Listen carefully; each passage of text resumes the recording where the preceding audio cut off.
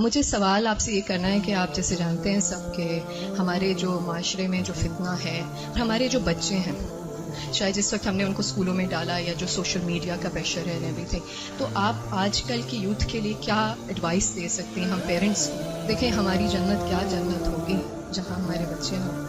بہت مشکل ہے کیونکہ آپ دیکھ رہے ہیں ہر طرف سے media is playing such an important and such a difficult role کہ ہم پیرنٹس کے لیے اس چیز کو سنبھالنا بہت مشکل ہو گیا اینڈ آل آف دیٹ. اور میں ایک واٹس ایپ پہ میسج مجھے ملا کہ what will happen to my children when I die, but سوچنے والی بات یہ ہے کہ what will happen to my children when they ڈائی.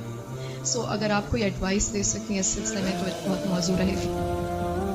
انہوں نے دکھتی رگ پہ ہاتھ رکھ دیا ہے اور بہت ہی اہم سوال ہے یہ. حقیقت یہ ہے کہ یہ ہر گھر کا مسئلہ ہے، ریلیجس فیملی ہے یا ریلیجس نہیں ہے، یہ مسئلہ ہر جگہ ہے، پڑھے لکھے ہیں یا ان پڑھ ہیں. آئندہ جنریشنز بہت بڑے فتنے میں ہیں، فتنہ ہر ہاتھ میں ہے اور وہ بڑھتا ہی چلا جا رہا ہے اور پوری دنیا ان کے سامنے ایکسپوز ہو چکی ہے. یعنی آپ کس کس چیز سے ان کو بچا سکتے ہیں، کس کس چیز سے روک سکتے ہیں؟ صرف ایک ہی حل ہے اور وہ روک اندر، اور وہی تقویٰ والی بات ہے کہ جب تک ان کے اندر خود اللہ کا ڈر نہیں آتا، آخرت کی فکر نہیں آتی، اس وقت تک کوئی باہر کی چیز اب ڈھکی چھپی رہ نہیں گئی. آپ سو رہے ہیں، آپ کو نہیں پتا آپ کے بچے اپنی رضائی کے اندر کیا دیکھ رہے ہیں، کیا کر رہے ہیں، کیا سن رہے ہیں، کہ کانوں کے اندر کچھ لگا ہوا ہے، کچھ دیکھ رہے ہیں. اور پہلے تو کہیں کسی خالی جگہ پہ جا کے چھپنے کی ضرورت ہے، تو اب تو گھر کے اندر بھی ہر جگہ چھپنے کی جگہ ہے، کیونکہ جس اسکرین پر وہ سب کچھ دیکھ رہے ہیں وہ ان کے ہاتھوں کے اندر آ چکے. اس کے لیے جو پرسنل میرا ایکسپیرینس ہے وہ دو چیزیں. ایک تو یہ کہ ہم اسکولوں سے تو جو اسکول ہیں انہی میں ہی جائیں گے، اور جو باہر معاشرہ ہے اور جو کچھ ہو رہا ہے وہ سب وہ کریں گے، اس سے کاٹ تو نہیں سکتے. میں نے سب سے زیادہ جو دعائیں مانگی ہیں، رو رو کے مانگی ہیں، سجدوں میں پڑھ پڑھ کے مانگی ہیں، وہ اسی کے لیے مانگی ہے کہ اللہ میرے بچوں کو ایمان دے. یہ صرف پچھلے 5 سال میں جتنی چینجز آئی ہیں وہ اس سے پہلے شاید کئی 100 سال میں نہیں آئی تھی.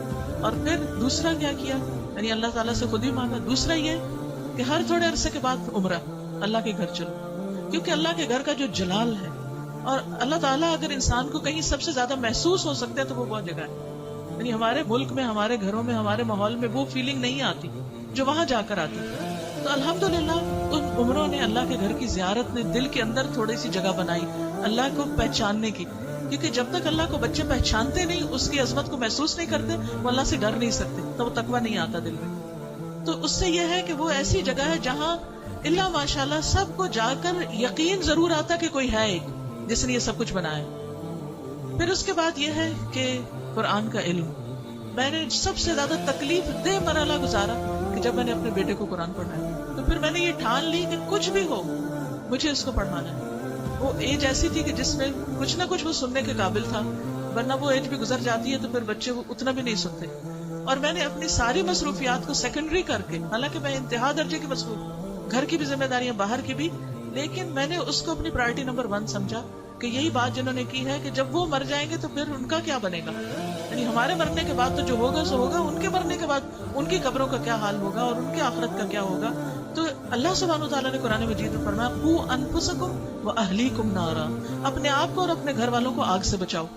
ایمان والوں کو خطاب ہے کہ اے ایمان والوں اپنے بچوں کو آگ سے بچاؤ. تو پھر میں نے اس کے ٹائم کے مطابق جب اس کا موڈ بنے، لیکن روز کی شرط رکھی تھی کہ ہر روز پڑھیں گے تھوڑا تھوڑا، 2 آیتیں 4 آیتیں، 1 رکوع 2 رکوع 1 رکوع، اور اس طرح کر کر کے میں نے پورا قرآن اس کے ساتھ پڑھا کہ مجھ سے نہیں ڈرے، اللہ سے ڈرے.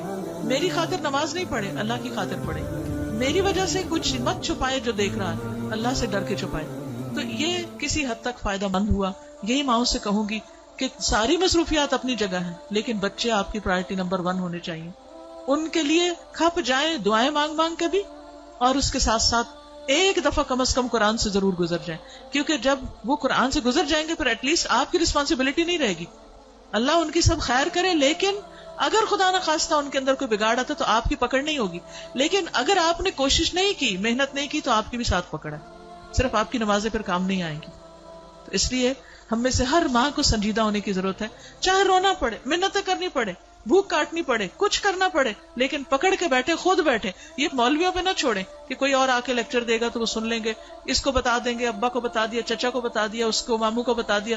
ٹھیک ہے وہ بھی کچھ ہیلپ کرتے ہیں, لیکن سب سے زیادہ آپ کو خود کرنا ہوگا, اور اس کے لیے آپ کو خود پڑھنا ہوگا, اس کے لیے آپ کو خود سیکھنا ہوگا. خود سیکھنا شروع کریں اور اپنے بچے کے ساتھ بیٹھ کر خود.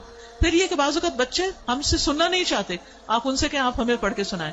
بس اس بات کا اگر یقین ہے ان کو کہ یہ قرآن اللہ کی کتاب ہے, تو پھر ان کے اندر یہ ڈالنے کی ضرورت ہے کہ اللہ تعالیٰ نے کیا فرمایا ہے, وہ آپ کو بھی پتا ہونا چاہیے اور وہ ان کو بھی پتا ہونا چاہیے. اللہ تعالیٰ ہماری مدد فرمائے.